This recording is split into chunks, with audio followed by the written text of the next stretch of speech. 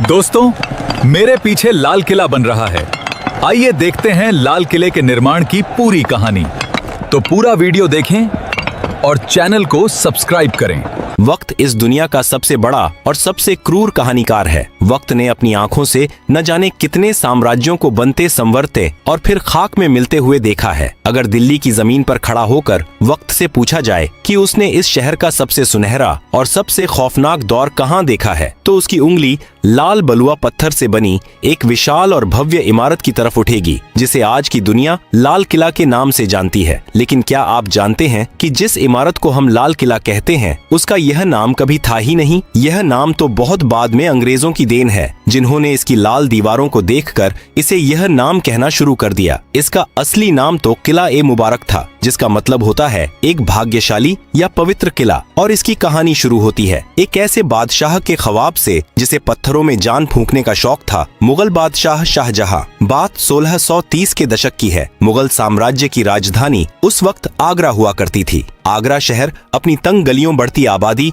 और गर्मियों में झुलसा देने वाली गर्मी से परेशान था। शाहजहां, जो अपनी कला और वास्तुकला के प्रेम के लिए जाने जाते थे, उनका मन आगरा से भर चुका था। उन्हें एक ऐसे शहर की तलाश थी जहां वो अपने सपनों की दुनिया बसा सकें। और फिर उनकी नजर गई यमुना के किनारे बसी एक पुरानी जमीन पर, दिल्ली। शाहजहां ने तय किया कि मुगलों का तख्त अब आगरा से दिल्ली जाएगा। 1638 में उन्होंने दिल्ली में एक नया शहर बसाने का हुक्म दिया, जिसे नाम दिया गया शाहजहानाबाद, जिसे आज हम पुरानी दिल्ली कहते हैं। और इसी शहर के बिल्कुल बीचों बीच यमुना नदी के ठीक किनारे नींव रखी गई दुनिया के सबसे आलीशान किले की, किला ए मुबारक की। इस किले को बनाने में पूरे 10 साल का वक्त लगा। उस्ताद अहमद लाहौरी, जिन्होंने ताजमहल का खाका तैयार किया था, उन्हीं के हाथों इस किले का नक्शा भी खींचा गया। 1648 में जब यह किला पूरी तरह से बनकर तैयार हुआ, तब शाहजहां दिल्ली में नहीं बल्कि अफगानिस्तान के काबुल में थे। जैसे ही उन्हें यह पैगाम मिला कि उनका सपनों का किला तैयार है, वो बिना कोई वक्त गंवाए दिल्ली की तरफ चल पड़े। इस भव्य किले की बनावट में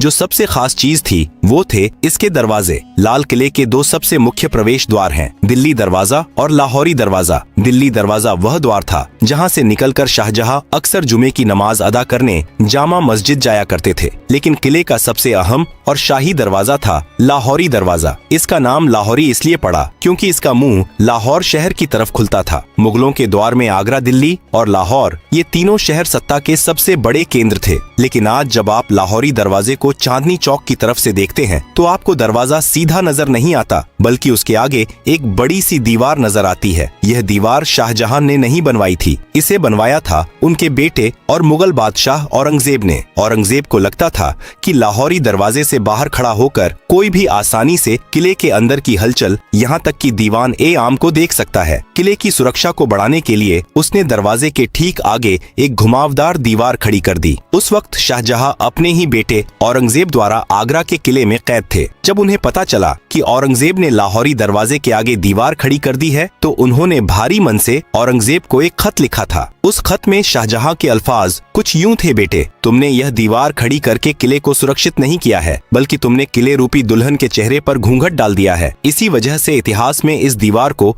घूंघट वाली दीवार भी कहा जाता है। विडंबना देखिए, जिस दीवार को एक मुगल बादशाह ने सुरक्षा के लिए बनवाया था, उसी दीवार की प्राचीर से आजादी के बाद 15 अगस्त 1947 को आजाद भारत के पहले प्रधानमंत्री पंडित जवाहरलाल नेहरू ने पहली बार तिरंगा फहराया था। जैसे ही आप लाहौरी दरवाजे से किले के अंदर कदम रखते हैं, आपके सामने मुगलों का एक अलग ही संसार खुल जाता है। अंदर जाते ही जो सबसे पहली जगह आती है, वह है छत्ता बाजार, जिसे मीना बाजार भी कहा जाता है। शाहजहां ने यह बाजार खास तौर पर अपनी बेगमों और शाही परिवार की औरतों के लिए बनवाया था। अरब, फारस और तुर्की से बड़े बड़े व्यापारी यहाँ रेशम, कीमती पत्थर, इत्र और जेवरात लेकर आते थे। यह छत से ढका हुआ एक ऐसा अद्भुत बाजार था जो आज भी 350 सालों बाद अपनी उसी जगह पर मौजूद है जहां आज सैलानी अपनी यादों के लिए सामान खरीदते हैं। छत्ता बाजार की रंगीनियों को पार करते ही आप एक खुली जगह पर आते हैं और आपके सामने खड़ी होती है एक और शानदार लाल इमारत, नौबत खाना। नौबत खाना यानी वह जगह जहां शाही शहनाई और नगाड़े बजते थे। दिन में 5 बार यहां अलग अलग धुनों में नौबत बजाई जाती थी, जो शहर के लोगों को वक्त का अंदाज देती थी। जब भी कोई बड़ा शाही मेहमान या खुद बादशाह किले में आते थे, तो इसी नौबत खाने से नगाड़ों की गूंज पूरी दिल्ली में यह ऐलान कर देती थी कि शहंशाह तशरीफ ला रहे हैं। यह वही नौबत खाना है जहां बाद के मुगल काल में सत्ता के खूनी खेल खेले गए और जहां बादशाह जहांदार शाह और फर्रुखसियर का कत्ल किया गया था। नौबत खाने की खूनी और संगीतमय दहलीज को पार करते ही आपके सामने एक विशाल और खुला हुआ प्रांगण आता है। यह वह जगह थी जहां मुगल सल्तनत की आवाज गूंजा करती थी। लाल बलुआ पत्थर के भव्य और नक्काशीदार खंभों पर टिका यह मंडप दीवान ए आम कहलाता है। नाम से ही स्पष्ट है कि यह वह दरबार था जहां एक आम इंसान, एक फकीर या एक किसान भी अपने बादशाह के सामने अपनी फरियाद लेकर आ सकता था। दीवान ए आम के बिल्कुल बीचों बीच दीवार के साथ सटा हुआ संगमरमर से बना एक बेहद खूबसूरत और ऊंचा झरोखा सिंहासन है। जब शाहजहां या मुगले आजम यहाँ बैठते थे तो उन्हें पूरे दरबार का साफ नजारा दिखता था। इस भव्य सिंहासन को नशेमन ए जिल ए इलाही कहा जाता था, जिसका शाब्दिक अर्थ है धरती पर ईश्वर की परछाई का निवास। मुगल बादशाह खुद को खुदा का नुमाइंदा मानते थे और यह सिंहासन उसी रुतबे का प्रतीक था। इस ऊंचे सिंहासन के ठीक नीचे संगमरमर का एक शानदार चबूतरा रखा हुआ है। यह वह जगह थी जहां वजीर ए आजम प्रधानमंत्री खड़े होकर आवाम की अर्जियां जोर जोर से पढ़ते थे और बादशाह सलामत ऊपर बैठकर अपना फैसला सुनाते थे। लेकिन दीवान ए आम के इस सिंहासन की सबसे अद्भुत चीज है इसके पीछे की दीवार। अगर आप कभी करीब से गौर करें तो इस काले संगमरमर की दीवार पर रंग बिरंगे कीमती पत्थरों को तराशकर बनाई गई एक ऐसी चित्रकारी है जिसकी मिसाल उस दौर में पूरी दुनिया में नहीं मिलती थी। पत्थरों के अंदर पत्थर जड़ने की इस नायाब कला को परचिनकारी कहा जाता है। इस बेमिसाल नक्काशी को एक मशहूर विदेशी कलाकार ने अपने हाथों से उकेरा था। इस दीवार पर पक्षियों, फूलों और यूनानी देवता की आकृतियां इतनी सजीव हैं कि लगता है जैसे पत्थर अब भी बोल पड़ेंगे। दीवान ए आम की इस आम दुनिया से निकलकर जब हम किले के और अंदरूनी हिस्सों की तरफ बढ़ते हैं तो वास्तुकला पूरी तरह बदल जाती है। लाल पत्थरों की जगह अब सफेद चमकता हुआ संगमरमर ले लेता है। यह मुगल साम्राज्य का सबसे सुरक्षित और खास इलाका था। दीवान ए खास, जैसा कि नाम से ही जाहिर है, यह बादशाह का वह निजी और शाही दरबार था जहां आवाम को आने की इजाजत नहीं थी। यहाँ केवल बादशाह के सबसे खास मंत्री, अमीर उमरा, रणनीतिकार, सेनापति और विदेशी मेहमान ही कदम रख सकते थे। दीवान ए खास की भव्यता का अंदाज आप इस बात से लगा सकते हैं कि किसी जमाने में इस पूरे महल की छत लकड़ी या पत्थर की नहीं बल्कि ठोस चांदी की बनी हुई थी। इसकी सफेद संगमरमर की दीवारों पर सोने का पानी चढ़ा था और फूल पत्तियों की बनावट में असली माणिक, नीलम पन्ना और पुखराज जैसे बेशकीमती रत्न जड़े थे। आज वहाँ दीवारों पर केवल वो खाली निशान और गड्ढे बचे हैं जिन्हें बाद में लुटेरों ने खुरच कर निकाल लिया था। इसी दीवान ए खास के बिल्कुल बीचों बीच रखा जाता था दुनिया का सबसे महंगा, सबसे आलीशान और सबसे चर्चित सिंहासन, तख्त ए ताऊस, जिसे दुनिया मयूर सिंहासन के नाम से जानती है। यह सिर्फ बैठने की जगह नहीं थी, यह मुगलों की अकूत दौलत का सबसे बड़ा सबूत था। शुद्ध सोने, चांदी और अनगिनत हीरे जवाहरात से बनी इस मसनद को बनाने में उस दौर में करोड़ों रुपए खर्च हुए थे। इस सिंहासन के ऊपरी हिस्से पर हीरे मोतियों से जड़े 2 मोर बने हुए थे और इसी तख्त ए ताऊस के ठीक बीच में जड़ा था मुगल सल्तनत का सबसे बड़ा गुरूर और दुनिया का सबसे नायाब हीरा कोहिनूर। जब बादशाह शाहजहां अपने शाही लिबास में इस तख्त पर बैठते थे तो उनके मुकुट और सिंहासन की चमक से पूरा दीवान एक खास रोशन हो उठता था। लेकिन वक्त की सुइयां हमेशा एक सी नहीं रहती। जिस महल ने दौलत और शानो शौकत का चरम देखा था, उसने बर्बादी का वो खौफनाक मंजर भी देखा जिसकी कल्पना मुगलों ने ख्वाब में भी नहीं की थी। साल था 1739। ईरान का खूंखार बादशाह नादिर शाह मुगलों की कमजोरी और लाल किले की दौलत की महक सूंघता हुआ दिल्ली आ पहुंचा। उसने दिल्ली की सड़कों पर ऐसा खून खराबा मचाया कि यमुना का पानी लाल हो गया। जब नादिर शाह दीवान ए खास में दाखिल हुआ तो तख्त ए ताऊस को देखकर उसकी आंखें फटी रह गईं। नादिर शाह ने दीवान ए खास को बेरहमी से लूटा और लौटते वक्त अपने साथ दुनिया का सबसे बड़ा खजाना तख्त ए ताऊस और कोहिनूर हीरा ईरान ले गया। जो तख्त मुगलों की सबसे बड़ी पहचान था, उसे ईरान ले जाकर टुकड़े टुकड़े कर दिया गया। इतिहासकार बताते हैं कि बाद में उस ऐतिहासिक मयूर सिंहासन के एक टूटे हुए निचले हिस्से को ईरान के तेहरान के एक संग्रहालय में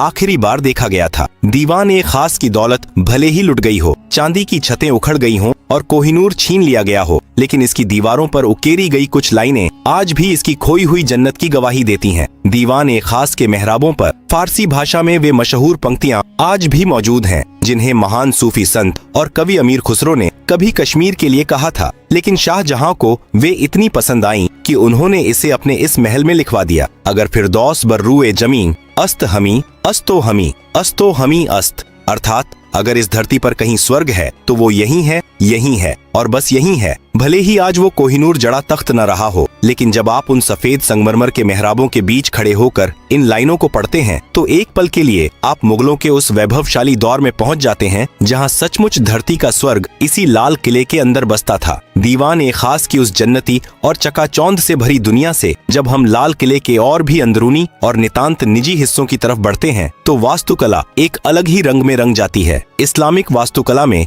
जन्नत का तस्वुर बिना बहते हुए पानी और बगीचों के अधूरा माना जाता है। शाहजहां जो बेहतरीन काम के मुरीद थे, उन्होंने अपनी इस दिल्ली की जन्नत में जान फूंकने के लिए एक ऐसी नहर का निर्माण करवाया जो लाल किले के महलों के ठीक बीचों बीच से होकर गुजरती थी। इसे नाम दिया गया नहर ए बहिश्त यानी स्वर्ग की नहर। यह कोई आम पानी की नाली नहीं थी। यमुना नदी के पानी को एक खास तकनीक से लाल किले के अंदर लाया गया था। यह नहर ए बहिश्त संगमरमर से बने महलों के फर्श के बीच से खूबसूरत फव्वारों और फूलों की क्यारियों को चूमते हुए गुजरती थी। दिल्ली की झुलसा देने वाली गर्मियों में जब यह ठंडा पानी महलों के अंदर बहता था तो पूरे महल की आबो हवा वातानुकूलित हो जाती थी। पानी के बहने की वह मधुर कलकल आवाज और फव्वारों से उठती खुशबू महलों के अंदर मानो जादू कर देती थी। नहर ए बहिश्त का पानी सबसे पहले जिस शानदार महल से होकर गुजरता था वो था मुगल हरम का सबसे रंगीन और खूबसूरत हिस्सा रंग महल। नाम के ही अनुरूप यह रंगों का महल शाहजहां ने अपनी खास बेगमों, शहजादियों और शाही परिवार की औरतों के लिए बनवाया था। इस महल के बीचों बीच संगमरमर का एक बेहद खूबसूरत कमल के आकार का फव्वारा था जिसमें जब नहर ए बहिश्त का पानी गिरता था तो वह किसी खिले हुए फूल सा लगता था। रंग महल की छतों और दीवारों पर शीशे और बेशकीमती पत्थर इस तरह जड़े गए थे कि रात के वक्त जब यहाँ मोमबत्तियां जलाई जाती थीं तो पूरा महल तारों भरे आसमान की तरह झिलमिला उठता था। लेकिन वक्त का सितम देखिए, जिस रंग महल में कभी मुगल शहजादियों की पायलों की झंकार गूंजती थी और इत्र की महक हवाओं में तैरती थी, 1857 के गदर के बाद जब अंग्रेजों ने लाल किले पर कब्जा किया तो उन्होंने इस नायाब महल को अपनी सेना की रसोई में तब्दील कर दिया। उन क्रूर सैनिकों ने दीवारों पर जड़े सारे कीमती पत्थर और शीशे खुरच कर निकाल लिए और उस जन्नती महल की दीवारों को धुएं से काला कर दिया। रंग महल के ठीक बगल में एक और शानदार इमारत खड़ी है जिसका नाम है मुमताज महल। शाहजहां ने इस महल का नाम अपनी सबसे महबूब बेगम मुमताज महल की याद में रखा था, जिनकी मौत इस किले के बनने से कई साल पहले ही हो चुकी थी। मुमताज महल भी शाही औरतों का ही निवास स्थान था। यहाँ की निजता इतनी सख्त थी कि मुगल बादशाह और कुछ खास शहजादों के अलावा परिंदा भी यहाँ पर नहीं मार सकता था। लेकिन इस महल की तकदीर में भी एक गहरा दर्द लिखा था। जिस महल को प्यार की निशानी के तौर पर बनाया गया था, अंग्रेजों ने उसे ही एक खौफनाक कारागार में बदल दिया था। आजादी की लड़ाई में न जाने कितने ही क्रांतिकारियों ने इन संगमरमर की दीवारों के पीछे बेड़ियां पहनी थीं। शाही औरतों के इन महलों के पास ही मुगल बादशाह का अपना सबसे निजी और खास महल था जिसे खास महल कहा जाता था। यह शाहजहां का अपना निजी महल था जिसके 3 मुख्य हिस्से थे। पहला था तस्बीह खाना, जहां बैठकर बादशाह अपने खुदा की इबादत करते थे, तस्बीह माला पढ़ते थे। दूसरा कमरा था ख्वाबगाह यानी सपनों का घर, जो मुगल बादशाह का निजी शयन कक्ष था। और तीसरा हिस्सा था बड़ी बैठक, जहां बादशाह अपनी फुर्सत की घड़ियों में आराम फरमाते थे और अपने सबसे करीबियों के साथ वक्त बिताते थे। इमारतों की इन भूल भुलैया से निकलकर जब आप किले के उत्तरी हिस्से में जाते हैं तो वहाँ मुगलों का एक विशाल और जन्नत नशीन बगीचा हुआ करता था जिसे हयात बख्श बाग कहा जाता था। फारसी में हयात बख्श का मतलब होता है जिंदगी देने वाला बाग। आज भले ही वहाँ सिर्फ घास के खाली मैदान बचे हैं, लेकिन एक दौर था जब यहाँ रंग बिरंगे और खुशबूदार फूलों के गलीचे बिछे रहते थे और बीच बीच में फव्वारे नाचते थे। इसी हयात बख्श बाग के दोनों सिरों पर 2 बिल्कुल एक जैसी दिखने वाली संगमरमर की इमारतें मंडप आमने सामने खड़ी हैं। लाल किले के पूरे इतिहास में इन 2 इमारतों का नाम सबसे अनोखा है। मुगल दौर में जहां हर इमारत का नाम फारसी भाषा में रखा गया था, जैसे दीवान ए आम नौबत खाना, वहीं इन 2 इमारतों का नाम शुद्ध हिंदी या हिंदुस्तानी महीनों के नाम पर रखा गया, सावन और भादो। क्या आप जानते हैं कि इनका यह नाम क्यों पड़ा? मुगलों को बारिश के मौसम से बेइंतहा मोहब्बत थी। सावन और भादो मानसून के वो 2 महीने हैं जब भारत में झमाझम बारिश होती है। इन दोनों मंडपों के अंदर एक ऐसा जादुई जल प्रणाली बनाया गया था कि जब नहर का पानी छत से होकर नीचे गिरता था तो ऐसा लगता था मानो सावन और भादों की मूसलाधार बारिश हो रही हो। जब असली बारिश नहीं होती थी तब भी शाही परिवार के लोग सावन और भादो मंडप में बैठकर कृत्रिम बारिश का लुत्फ उठाते हुए जन्नत का एहसास करते थे। सावन और भादों के उन हसीन और रोमानी मंडपों से जब हम आगे बढ़ते हैं तो लाल किले की दास्तान अपने सबसे दर्दनाक और आखिरी पड़ाव पर पहुंच जाती है। हयात बख्श बाग के ही पास पानी के एक छोटे से तालाब के बीचों बीच लाल बलुआ पत्थर से बना एक छोटा सा महल खड़ी है जफर महल। यह कोई आम इमारत नहीं है, यह मुगल सल्तनत के बुझते हुए चिराग की आखिरी लौ थी। इस महल को मुगलों के आखिरी बादशाह बहादुर शाह जफर ने साल 1842 में बनवाया था। लाल किले के लगभग 200 सालों के निर्माण इतिहास में यह किसी भी मुगल बादशाह द्वारा बनवाई गई आखिरी इमारत थी। इसके बाद मुगलों के पास न तो इतना पैसा बचा था और न ही इतनी ताकत कि वो पत्थरों में अपनी दास्तान लिखवा सके। किले के पिछले हिस्से में एक ऐसा रहस्यमयी और खुफिया दरवाजा भी मौजूद था जिसके बारे में बहुत कम लोग जानते हैं। इसे यमुना दरवाजा कहा जाता था। यह दरवाजा सीधा यमुना नदी की उफनती लहरों की तरफ खुलता था। इसी खुफिया दरवाजे से लगकर मुगल बादशाह की शाही और भव्य नाव खड़ी रहती थी। जब भी शहंशाह को दिल्ली की भीड़ भाड़ से दूर आगरा या लाहौर के सफर पर निकलना होता था तो वो हाथी घोड़ों की बजाय इसी दरवाजे से अपनी शाही नाव पर सवार होकर पानी के रास्ते निकल जाया करते थे। लाल किले की विशाल प्राचीर से सटा हुआ ही एक और बेहद प्राचीन और खुरदुरा किला मौजूद है जिसे सलीमगढ़ का किला कहा जाता है। यह किला लाल किले से भी पुराना है। इसे शेर शाह सूरी के बेटे सलीम शाह सूरी ने 1546 में बनवाया था। मुगलों ने यमुना नदी के ऊपर एक पुल बनवाकर अपने लाल किले को इस पुराने सलीमगढ़ के किले से जोड़ा दिया था। लेकिन वक्त का पहिया हमेशा मुगलों के हक में नहीं घूमा। 1857 की आजादी की पहली महान बगावत ने लाल किले की तकदीर और तस्वीर दोनों को हमेशा के लिए बदल कर रख दिया। जब अंग्रेजों ने आखिरकार दिल्ली और इस किले पर कब्जा किया तो उन्होंने इसकी मुगल रूह को ही छलनी कर दिया। लाल किले के अंदर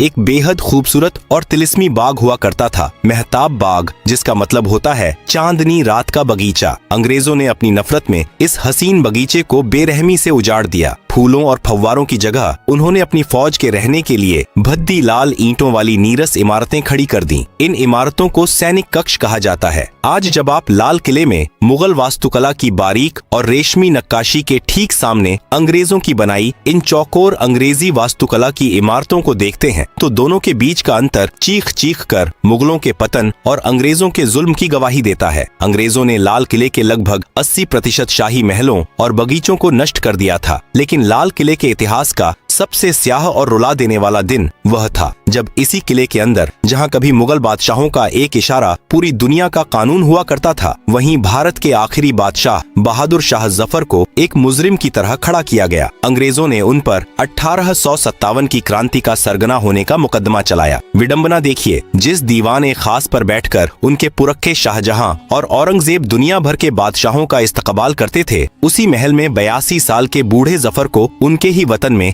देशद्रोही करार दे दिया गया। सजा के तौर पर अंग्रेजों ने इस बूढ़े बादशाह को काले पानी की सजा देकर हिंदुस्तान से निकाल दिया और पड़ोसी देश के रंगून शहर में कैद कर दिया। एक बादशाह जिसके पुरखों ने इस महान देश पर सदियों तक राज किया, उसे अपनी आखिरी सांसें एक अनजान देश की सीलन भरी कोठरी में लेनी पड़ी। रंगून की उसी कैद में अपनी मौत का इंतजार करते हुए जब शायर बहादुर शाह जफर की आंखों के सामने दिल्ली और लाल किले का अक्स उभरा तो उनके आंसू छलक पड़े। उन्होंने अपनी आखिरी गजल में अपने टूटे हुए दिल का दर्द इन अमर पंक्तियों में पिरो दिया। कितना है बदनसीब जफर दफन के लिए, 2 गज जमीन भी न मिली को। ए यार में, यानी ए जफर तू कितना बदनसीब है कि तुझे मरने के बाद दफनाने के लिए अपने महबूब वतन की मिट्टी में 2 गज जमीन भी नसीब नहीं हुई। यह लाल किला सिर्फ ईंट गाड़े और लाल पत्थरों से बनी कोई बेजान इमारत नहीं है। अगर इस किले ने मुगल सल्तनत के उस चमकते हुए सूरज को आसमान की बुलंदियों को छूते देखा है तो इसने उसी सूरज को अपनी ही आंखों के सामने बेबस होकर डूबते हुए भी देखा है। सत्ता के खूनी संघर्षों से लेकर नादिर शाह की लूट और आजादी की लड़ाई तक लाल किला न जाने कितने तूफानों का इकलौता और खामोश गवाह है। इसके इसी ऐतिहासिक और सांस्कृतिक महत्व को पूरी दुनिया के सामने झुककर सलाम करने के लिए साल 2007 में अंतर्राष्ट्रीय धरोहर संस्था ने इसे विश्व धरोहर स्थल घोषित कर दिया। आज जब हम 15 अगस्त को इस किले की प्राचीर पर आजाद भारत का तिरंगा शान से लहराते हुए देखते हैं तो उन लाल दीवारों में दफन इतिहास की अनगिनत कहानियां खामोशी से हमें देख रही होती हैं और मानो कह रही होती हैं, वक्त से बड़ा कोई शहंशाह नहीं होता।